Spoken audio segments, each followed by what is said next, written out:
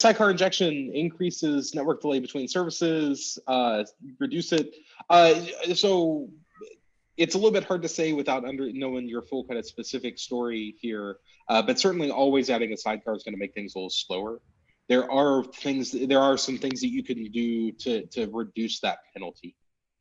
So one of the single biggest things that you could do is stop using IP tables interception and update your application to use the Unix domain socket, for example, between Envoy and the application, and that'll shift out quite a bit of the network stack and things. You'll get better latency there.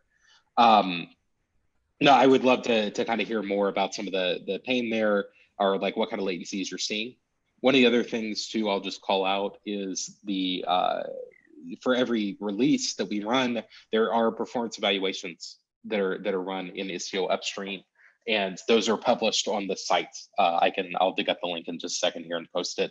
They go over what are the reasonable delays that you would expect across quite a few different percentiles when you are using Istio.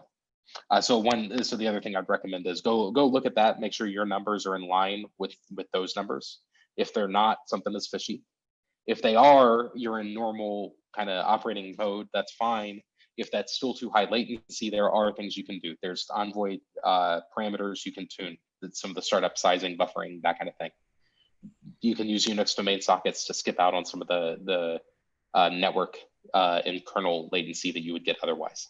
Yeah, and this is like still like performance in the data path is still like very much being actively worked on. I recently saw like an RFC where someone was proposing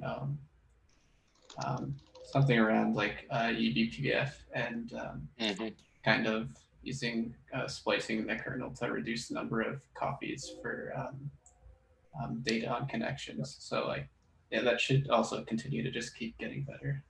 And Exactly. Also integrations with the Fastpass and user space networking like DPDK. So that in the telecom industry, that integration is also being happening.